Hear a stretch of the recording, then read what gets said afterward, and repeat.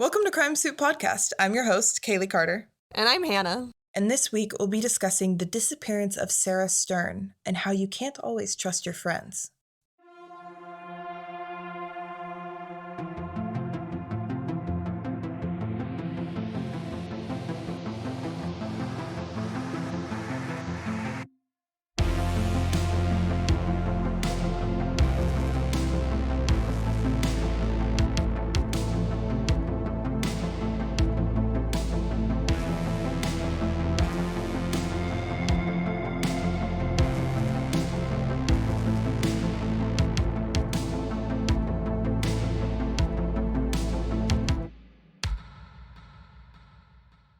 In December 2016, Sarah Stern was a 19-year-old who lived in Neptune City, New Jersey with her dad, Michael Stern. Sarah's mom passed away from cancer in 2013 when she was only 15 at the time. Sarah attended Brookdale Community College where she studied arts and TV production. She also worked at a pizza place to support herself but ended up cutting her hours to 1 day a week so she could put in time at an art studio. She was a brilliant artist and dreamed of moving to Canada to pursue an art career. I'm not sure what's in Canada for artists, but yeah.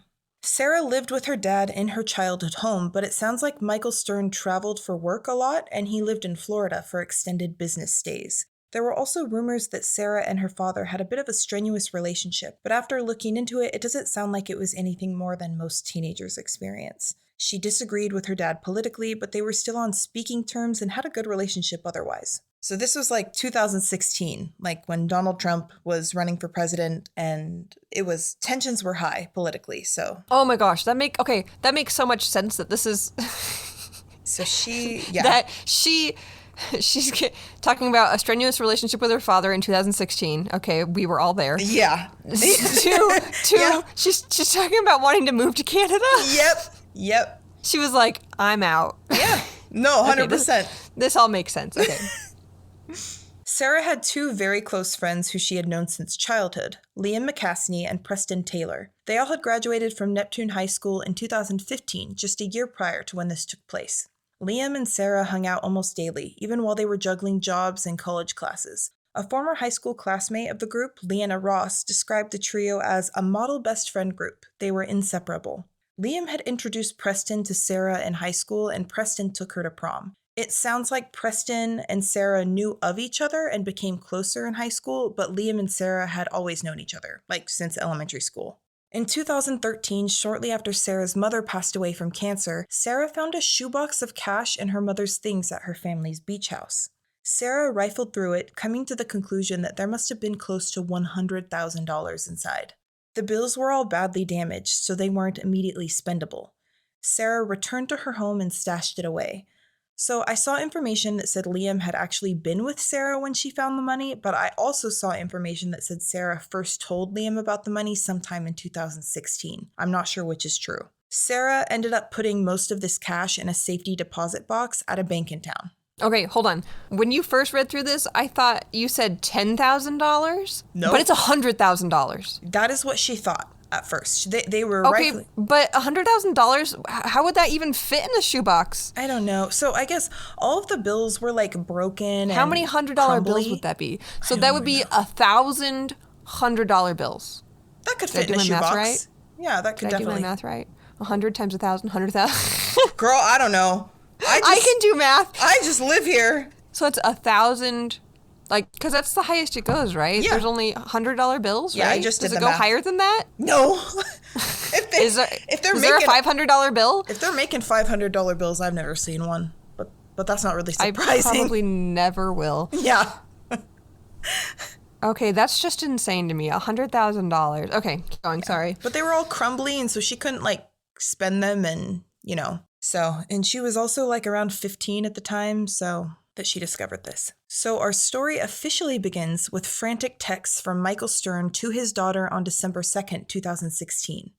Sarah, are you up? Sarah, what's going on? Grandma's trying to get in touch with you. Why is your phone off? Call me when you get this message. Call me as soon as you get this message. The last message was sent in all capital letters to get his daughter's attention, Michael Stern said. Michael got no answers to any of the texts or calls to his daughter. He was out of town in Florida, so Sarah was at home alone, and it was very uncharacteristic for her to not answer calls or texts, but especially for her to ignore her grandmother's calls. Sarah chatted with her grandmother often and always promptly returned her grandmother's missed calls on the off chance that she hadn't been able to get to the phone. But it was more usual for Sarah to not miss calls from her grandmother at all. It was her grandmother who contacted Michael Stern about Sarah's unusual behavior, and Michael, her dad, immediately reached out to Sarah and got no reply. The next day, December 3rd, Michael Stern gets a phone call about a 1994 Oldsmobile 88 that is registered in his name, and it's been abandoned on Belmar Bridge with the keys still inside. This is the car that Sarah drove.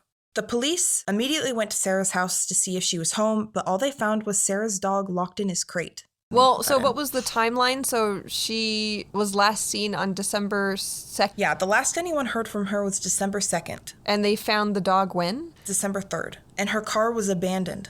Okay. The police checked the pizza place where Sarah worked, and the pizza place owner said they last saw her on November 30th when she came to pick up a pizza. Thinking that there might have been a possibility that Sarah jumped off the bridge, the police sent a diving rescue team to search in the Shark River for a potential body, but nothing was found. So, Belmar Bridge is a bridge over a river that runs directly into the ocean, and the river is called Shark River. So, this is where police reach out to Sarah's closest friend, Liam McCaskey. Liam was very cooperative and offered quite a bit of information to police, including some information about how Sarah told him that she was suicidal, primarily due to the rocky relationship she had with her father. Liam painted a picture about how Sarah constantly talked about running away to Canada. Liam was the only person police talked to who portrayed Sarah as suicidal. We actually have some of the body cam audio of Liam's first conversation with police. We're going to play it. When was the last time you talked to her? I was with her today. Turn some light on if you don't mind. I mean, we went to get food today. And you went to work all the time? 4:30. Okay, so you haven't talked to her since 4:30? You have a cell phone you can reach out to her on? I actually haven't been able to find my cell phone. Any idea where I've it's been at? calling it all day. Okay, so that was the first interaction that Liam McCaskey had with police, and he says that they went to get food today. Oh, so he saw her that day? That's what he's saying, yeah. On December 3rd. 3rd, okay. Okay, I have 2 more clips. What's her mindset last time you talked to her? I just know she's been trying to get away. She's been telling me she's going to Canada. Trying to get away, okay. Canada, she's been real depressed lately? Her dad is crazy. Okay, and then she's dealing with the loss of her mother. She been different than normal lately? Well, and for how long? in the past, she has had a tendency to have self-destructive, suicidal behavior. I actually know that. How long ago? Years ago. Over the past few months, she's been telling me, how bad her relationship with her father is and how she just needs to get out of here. Why was it bad? What made it bad? Fighting.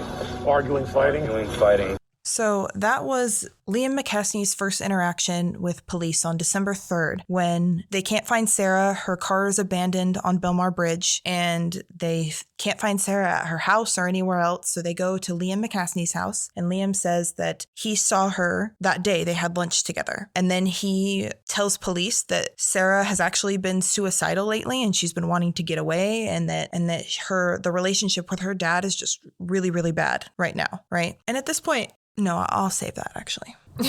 You were going to talk about how you think it's bullshit? Fuck Liam. Because I mean, I don't know where this story is going. This is the first time I'm hearing it, and I haven't read through your outline. So I'm just gonna say, just due to my general distrust. Yeah. It is odd, like you already mentioned that none of her other family members, none of her other friends mentioned her being suicidal. Mm-hmm. And granted, they were closer, so it's possible that she was suicidal and she only confided in him and she wasn't just blasting it to the world, which is normal. Yeah. But it's weird. The thing that stands out to me is that she went and got lunch with him. I don't know. The timing seems weird that she would like go out with her friend, they would get lunch, and then immediately she would go to a bridge and jump off of it. Yeah. Because if she was feeling suicidal, why didn't he stay with her? If she was feeling suicidal, why didn't she confide in him and try to get help from him? It sounds like what he's saying is she was distraught. They had lunch, and then he was like, "Okay, bye." Yeah. Then she went and killed herself. That doesn't make... It just seems weird. Yeah, and also, I'm thinking about just my own reaction to this. Like, if police came to me after we had hung out and said, Hannah's missing, and you had confided in me that you were suicidal, my first reaction would be, holy fucking shit, I'm terrified that she committed suicide. Like, Yeah. is there any way that we can look into this? Did you check in the river yet? Have you checked all of these places yet? That would be my first reaction. But he's very emotionless. Yes, emotionless. And then he's also like, but she talked about like running away to Canada too. Like she talked about killing herself, but she also talked about running away to Canada. Like that would not be my reaction personally at all. If And my they've been best friends friend, longer. Yes. They've been friends since elementary school. Yes. Like you would think that his immediate reaction to finding out that his best friend is missing, I mean, I guess he could be going into shock, but it seems weird that he was just like, Well, it just, if he really thought that she was suicidal and the police are there because they can't find her and her car is abandoned on a bridge, my personal first reaction would be terror. Like, I don't know how exactly that terror would manifest, but it would be like, have you found her? Is there anything I can do? Where can we look? These If are the I places. went missing, Kaylee, you would be like, I'm hopping in my car right now. Yes. Now, like, you would be putting on a scuba suit and you'd be getting in the river. Yes. I'd be like, these are all of the Mexican food restaurants that she really liked. We got to check there.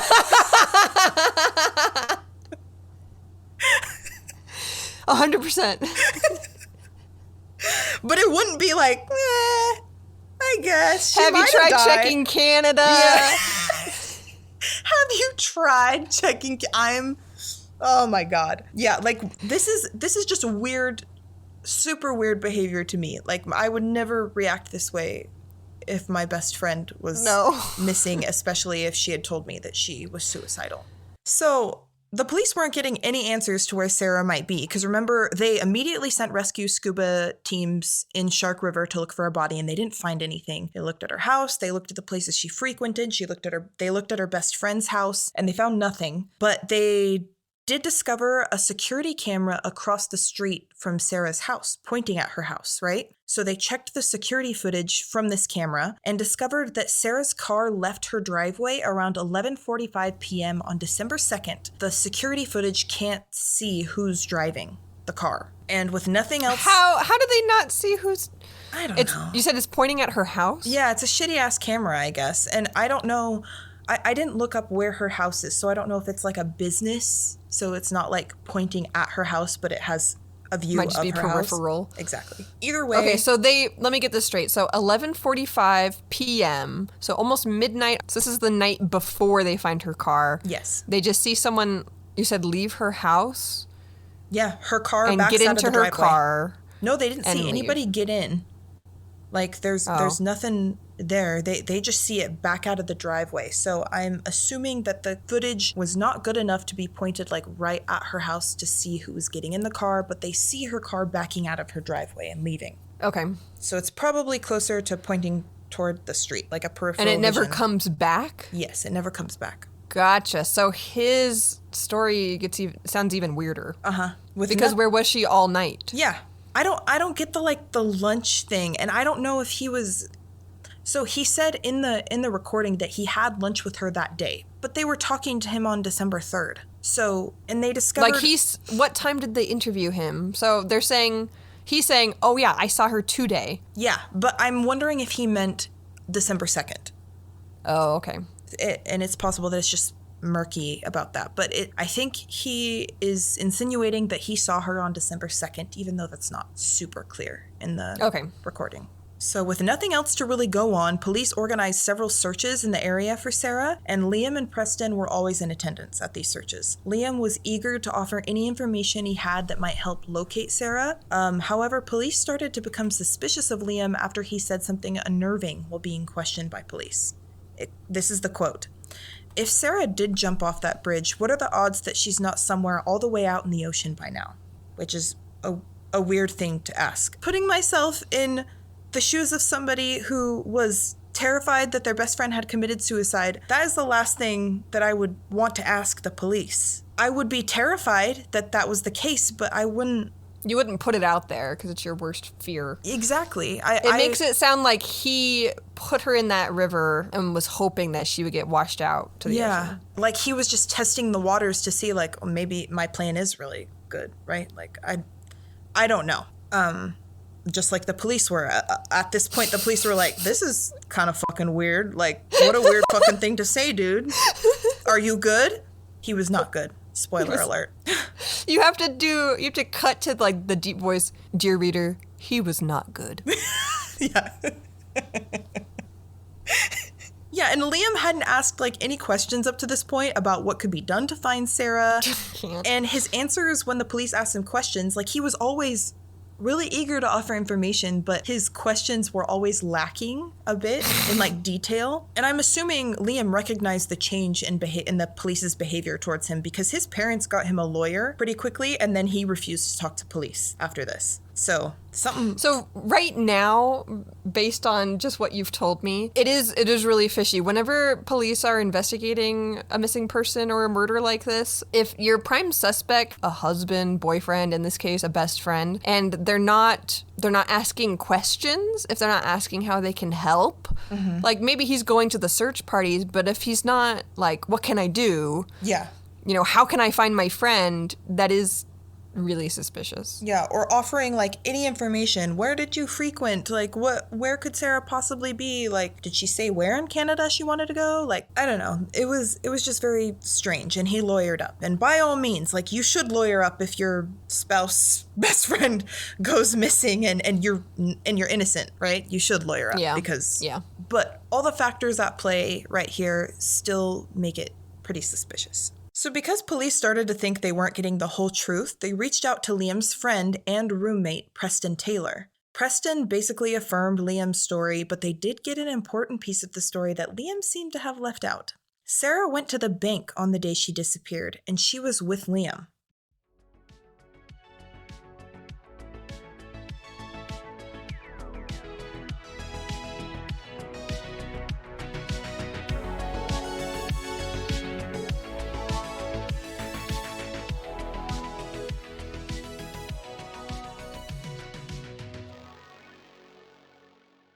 Police checked the security footage and saw Sarah. She was taking money out of the safety deposit box she kept at the bank. She seemed to be her normal happy self. There were no red flag or suicidal behaviors on that footage. I also realized that it wouldn't be likely that we'd see those like on a bank security camera, but sometimes like you can see erratic, concerning behaviors when someone is suicidal, and they didn't observe that. That wasn't the case that they saw.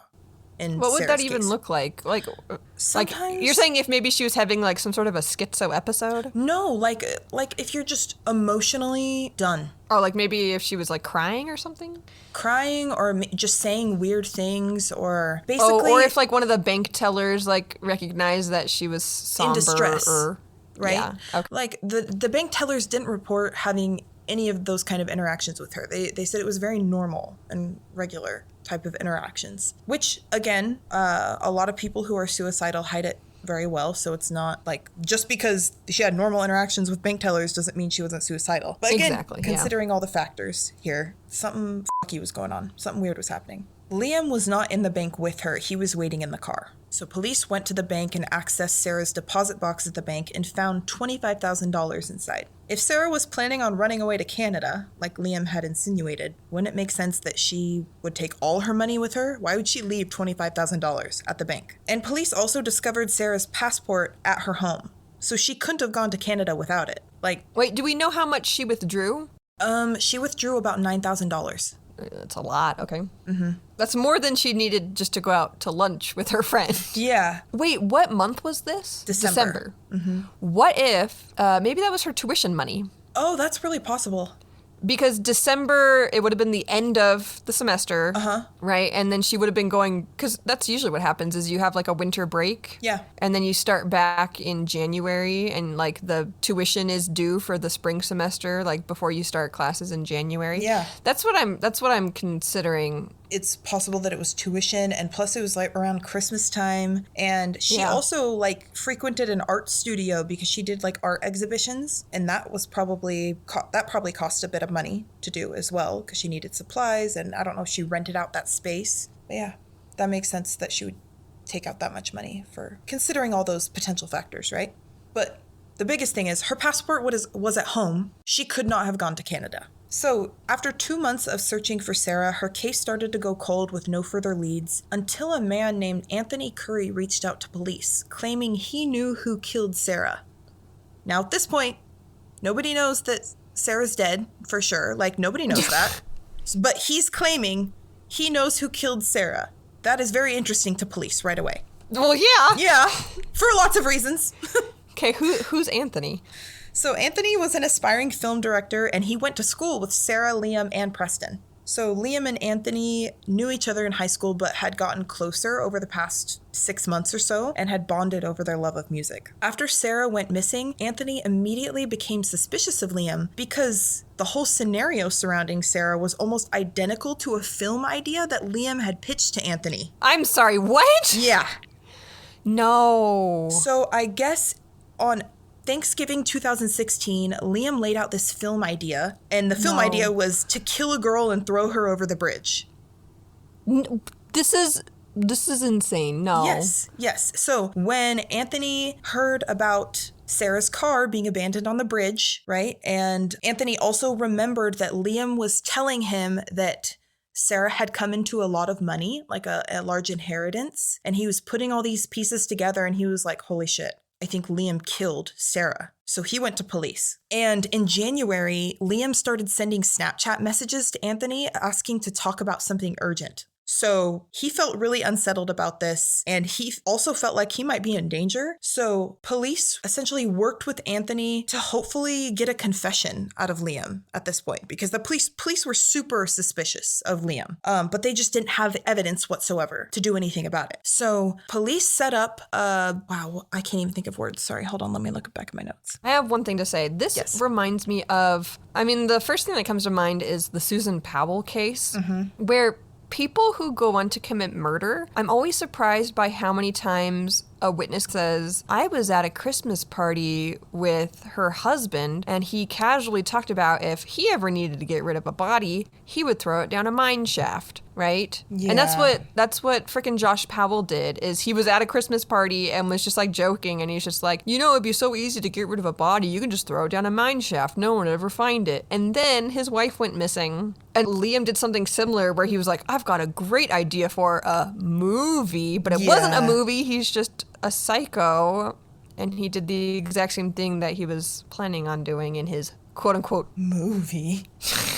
It's also weird to me, I guess, that Liam was wanting to talk to Anthony so bad. Like, this was eating him up, and he wanted to tell somebody, I guess, is what it sounds like. He was like, I need to talk to you. It's really urgent, on Snapchat to Anthony. And Anthony was like, this is really fucking weird, and I feel weird about this. So he never responded? He wasn't like... No, he didn't respond and say, like, what's urgent? He, like, went to police first and was like, I think he's going to talk to me about the murder? No, I think he engaged with him and was like, yeah, what's up? And Liam was like, we have to talk in person type thing. Yeah. And so then he got wiretapped. Kind of. So Anthony went to the police, and police set up a secret camera in his car. And it's a good thing they did that and they didn't put a wire on him, because when Anthony went to pick up Liam, before Liam got in the car, he was like, I need to feel you up. When he patted him down? Yeah, he's like, I need to feel you up for a wire. He's like, no disrespect, dude. I just got to check. And he felt Anthony up and didn't feel a wire. You can't blame me for doing this, right? I gotta feel you up real quick, alright? No disrespect. I'll show you. No disrespect, okay? Look. So Liam oh my gosh. Gets into the car and just fucking spills. Like, he tells Anthony everything. Like, how he planned Sarah's murder out for the past 6 months. Like, he was planning to kill her for her money. And he tells him... How was he planning on getting the money? Or to withdraw it first and then... Because he can't just go into the bank and get it. He convinced Sarah to take out her lockbox. And he thought that she was going to take out all of the money, but she only took out like $9,000. And he didn't know this, right? But he killed Sarah and stole the lockbox, opened it, and discovered there was only $9,000 inside.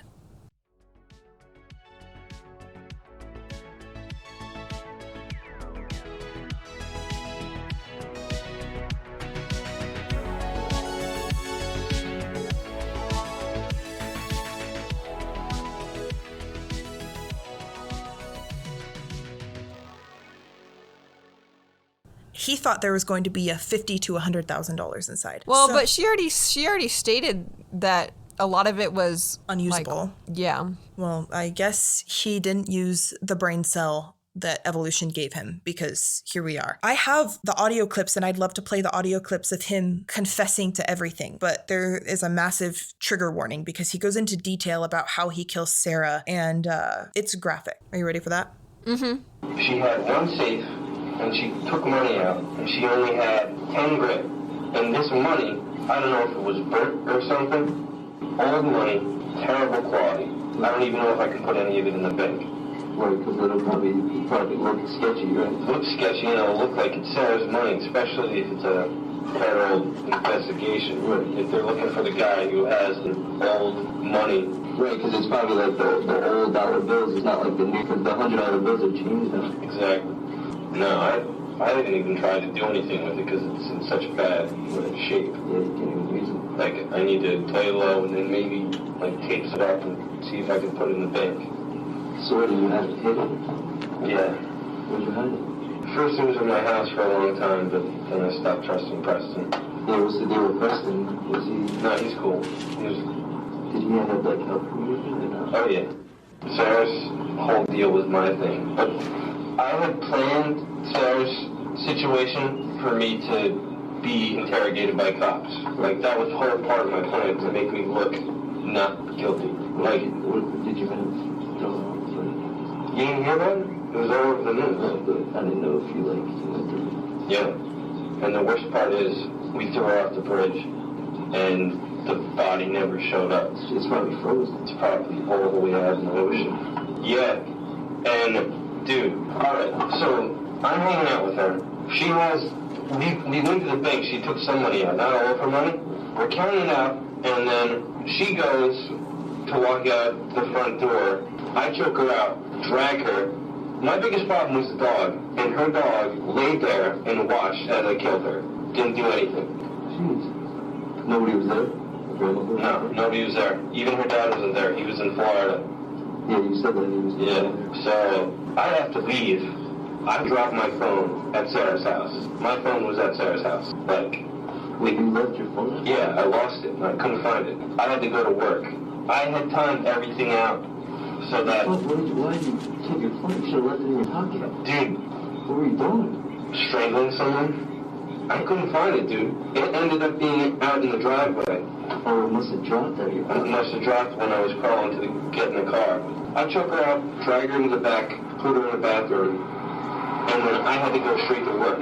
So Preston came over, took the body, put it in the bushes, and then I was at work. I had a full, night of work, except I left work a couple times, which looks sketchy. I look for my phone, though, which is a reasonable... It's kind of, me losing my phone is kind of a good thing, because the cops are like, oh, he's hanging out out there, he lost his phone, he's going back and forth between his house looking for it. And then I get off work that night, go straight over, Preston and I go over to her house, take her safe, bring that over to my house before we do anything.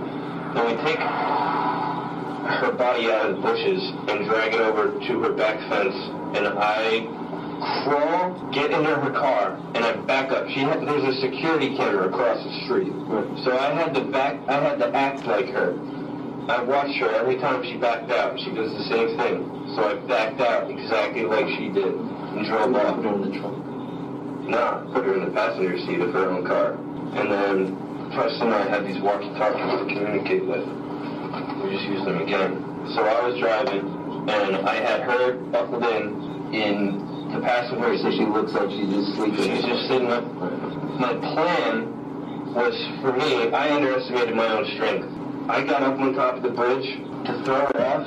My plan was I was going to throw her off, run over, jump over the divider, and get into Preston's car. And I go up, open the door, unhook her, pull her out, start dragging her to throw her over, and then cars start coming up. I see, headlights coming. I try to get her over, and I can't. Leg up. The weight from her body, made me fall, and my leg, went up. So now I'm lifting my leg up, and there's 3 cars coming up. So I grab her body, Dude, I had superhuman strength, and I threw it in the car, and I picked it up, and her feet were up here, and her head was down there, and 3 cars go by, and I'm losing because that easily could have been a cop. And then, the police station is like right there. yeah, and then Preston comes over the bridge, goes around, makes a U-turn, comes up behind me, the 2 of us throw the body over, and then we're out. I picked her up and had her just dangling off the ground, and she just pissed herself and you lose control of your said my name, and then that was it. And it took me a half an hour to kill her. I thought I was going to be able to choke her out and have her out in a couple minutes. I choked her out, and then she was just laying there having a seizure or something. So then I got a shirt, and I just shoved it down her throat so she wouldn't throw up or anything, and held my finger over her nose and set a timer. That's the only time I had my phone, and it took me a half an hour after I hit start. It was just it was part of my plan for them to know that we were hanging out, because I needed to make it seem like we were better friends than we actually were, so that they wouldn't question my behavior with her. We gotta play it safe. Anyone? No, yeah, I understand. It could be anyone, and I don't want Preston to think that he has to kill you and take you out because you are the only person that knows. Because I've tried to imply that you might know, and he gets really upset. So maybe don't tell him. Don't tell him. Don't tell him. Yeah, but you're the only person besides Preston that knows. And I told you that in the beginning. That's how it's going to be. I planned this thing out for 6 months, and I didn't get a lot of money, but I had enough money to just be living comfortably in my house. So the murder happened on the night of the 2nd. It happened on the afternoon. Yeah. So he got her to withdraw all that money, which was a lot less than he was anticipating. And he still killed her even though it was only $9,000. I don't think he looked at the money until after he killed her. Okay, that makes more sense. So it was purely selfish. He just wanted the money. That's why he killed his best friend. Yeah. Yep. I guess that's just where I'm confused, is that the motive seems weird to me, but I guess some people would murder someone. If I found out that Kaylee came into a large sum of money, my first thought would not be I could kill her and take it. What? Yeah. Never. I would never have that thought. And the fact that oh my God. And the fact that it's he planned it for 6 months. Here's my other problem with this. Why is he telling people? I assume he's just dumb. Are he and Anthony even really that close? No, they're not. So I wanted to talk with you about this because I am so fucking confused. What kind of, this might be victim blaming, I guess, on Anthony's side, but what kind of person do you have to be for a murderer to feel safe to share this shit with you?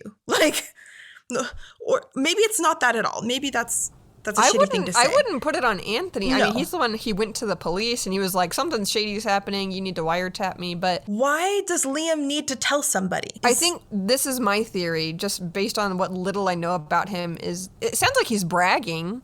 Yeah. In the confession, when he's telling Anthony, I think he's completely disjointed from reality. It sounds like he doesn't have any kind of sympathy for his supposed friend Sarah, that they've been friends since elementary school. No. It sounds like he doesn't even see her as a person. It No. sounds like he sees her as a prop in an exciting movie that he wanted to direct. And so he's like, you know who I should tell about my awesome, amazing idea because I'm such a film genius? I should tell Anthony. He's going to get a real kick out of the fact that I actually did this for real. I murdered someone. Yeah.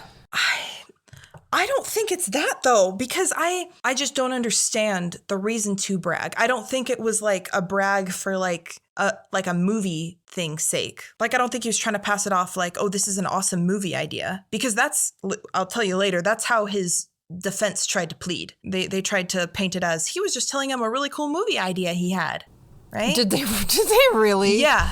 This wasn't actually what happened. This was just a cool movie idea. Remember, this is exactly what happened with Jessica Roach's case when freaking Larry Dwayne Hall, they were like, he wasn't actually a serial killer. He was role-playing as a serial killer.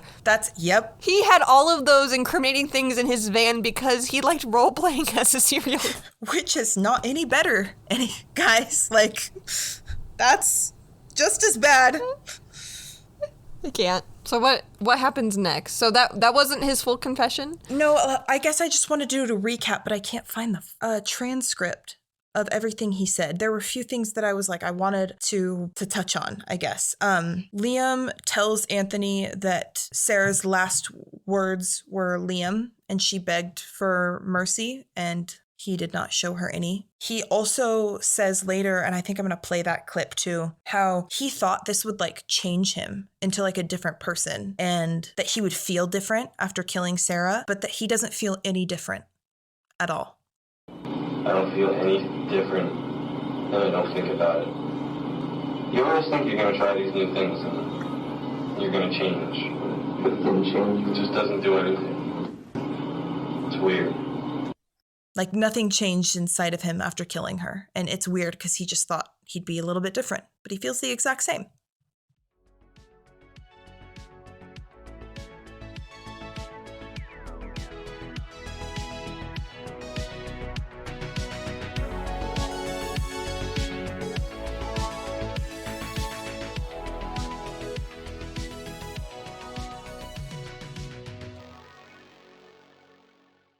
Like nothing changed inside of him after killing her. And it's weird because he just thought he'd be a little bit different, but he feels the exact same, which points to he doesn't feel anything about it. This totally unfeeling. He's like laughing and chuckling when he's talking to Anthony about what he did, right? How he brutally murdered Sarah with his bare hands.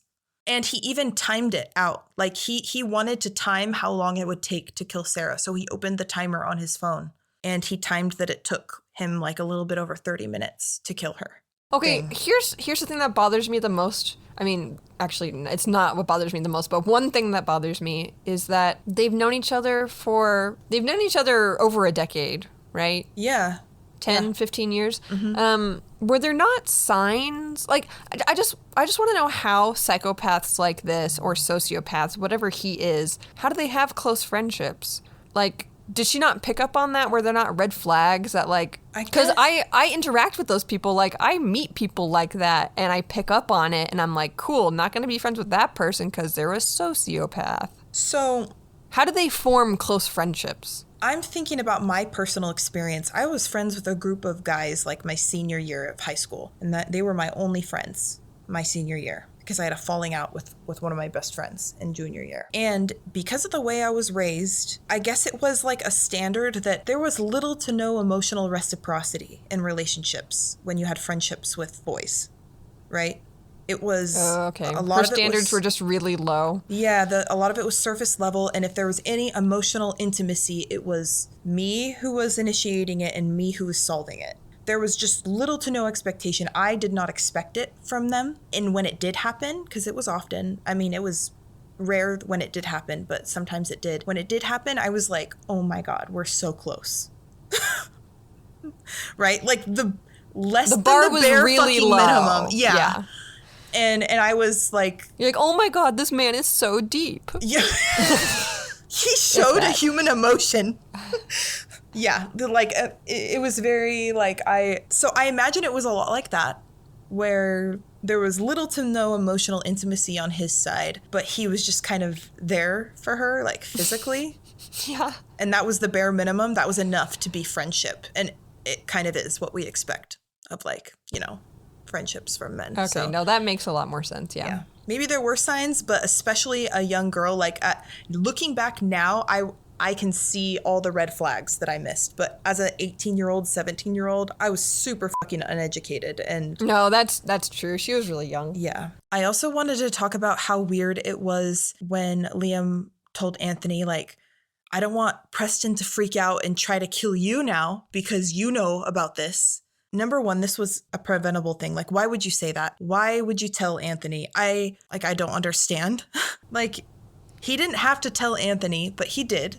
And what was the reason? We don't know why. Maybe it's bragging. Maybe it's some weird, I think it was a combination of bragging and disbelief almost that he's getting away with this and that he feels kind of like a mastermind. Because he mentioned several times, I planned for the police to question me. I wanted the police to know that this happened, right? Everything is falling into place type deal. But why would he bring Anthony into it? And then why would he tell Anthony, Preston wants to kill you because you know this information now. Like, Probably because it's dumb. My guess is that we can't wrap our minds around it because it's dumb, Kaylee. I fully and 100% believe that. Like, I think this man is a fucking moron. Truly.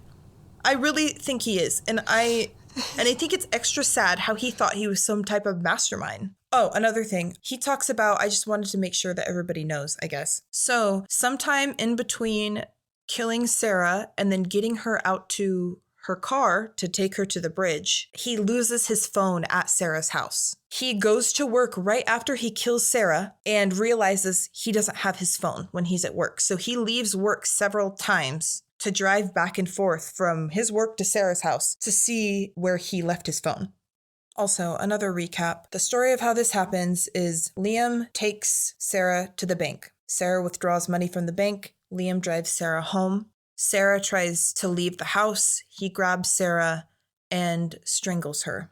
Sarah dies, and he puts Sarah in the bathroom, and then Liam leaves for work. Preston comes by a few hours later and moves Sarah's dead body from the bathroom to some bushes in Sarah's backyard. So wait, you're saying that, I guess I missed this earlier, they're in cahoots. So Preston and Liam, they're planning on splitting the money? I mean, I have never seen anything explicitly saying that, but yes. Okay. Nothing from Preston's end anyway, but I don't know if Liam That's was the only thing that makes sense is that he's planning on getting a cut of the money. Yeah, exactly. So it's not just one psychopath that's friends with her, but two. Yes. Like, what are the fucking odds?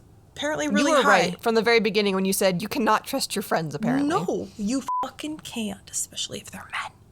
Yeah, so Preston comes later that day and moves Sarah's body from the bathroom to the bushes. Then Liam comes back later that night and he takes Sarah's body from the bushes and he puts Sarah's body in her own car in the passenger side. And he sits her upright and buckles her in. He says it in the confession. He wants it to look like she's sleeping. And then Liam drives Sarah's car to Belmar Bridge and Preston follows. And Liam's plan was he was going to park on, is it Belmar Bridge? Did I say that right? Belmar? Belmar Bridge. Liam's plan was to take Sarah to Belmar Bridge, throw her over the edge, leave her car on the bridge, and then get in Preston's car. But in the confession, he talks about how he struggled with the weight of Sarah's body and how putting her over the edge almost took him out with Sarah. So Preston came around and parked behind Sarah's car and helped Liam throw Sarah's body over the bridge.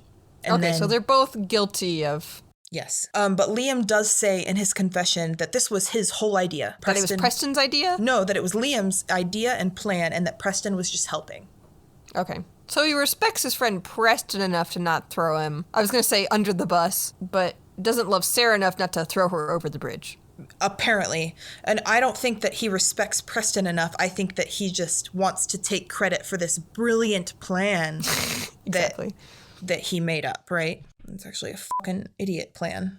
Oh yeah, and he kills Sarah. He gets the deposit box and realizes there's only about $10,000 inside, and all of it's extremely badly damaged, so he can't even fucking use it.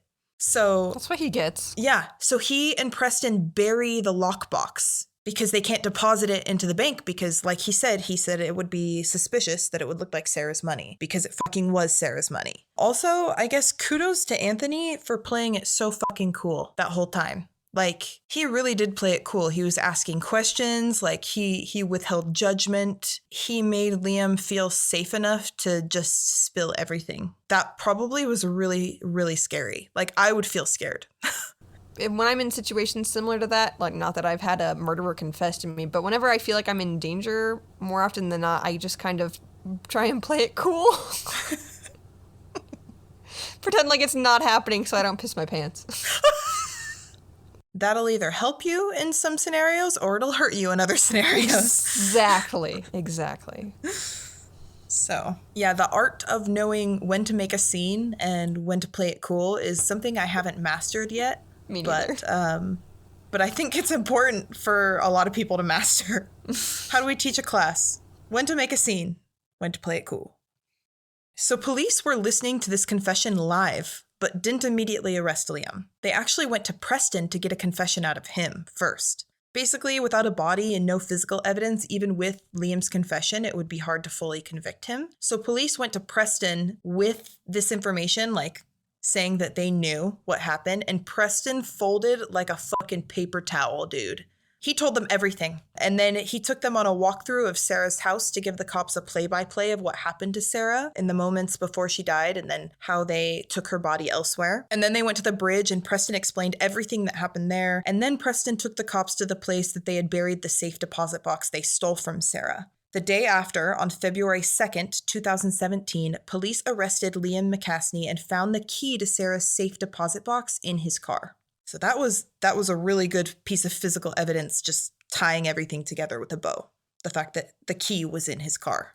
So Preston didn't try and lie at all. No. I mean, he did withhold information from police because he talked to police before and corroborated Liam's first story. So he lied. When the police confronted him, he was like, okay, I'm not going to try and lie my way out of this one.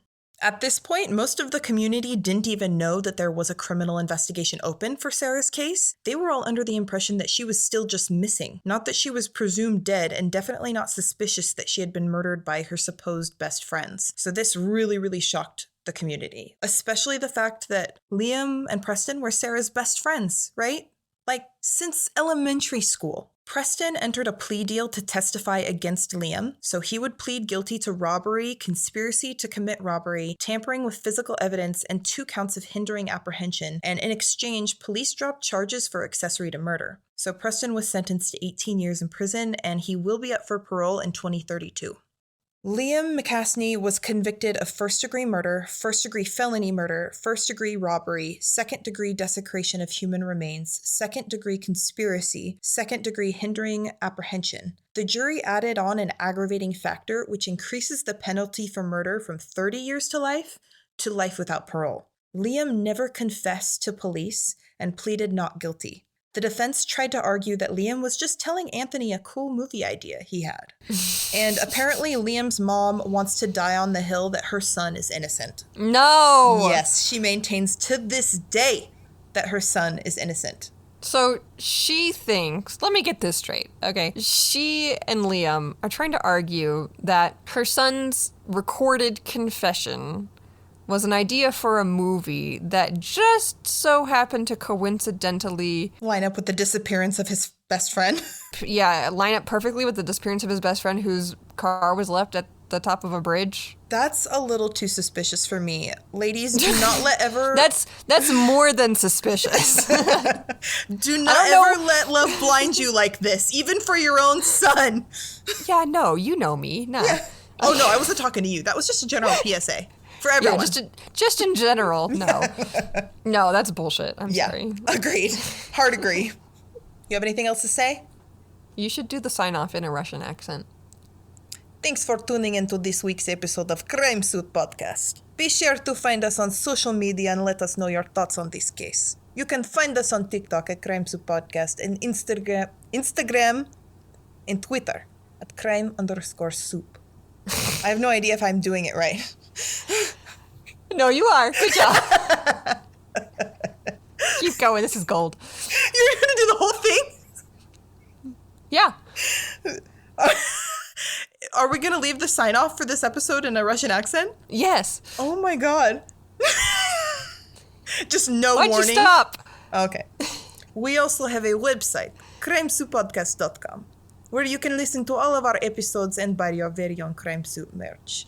As always, we'll see you next Tuesday. Stay safe and bon appetit. I don't know how to say bon appetit in a Russian accent.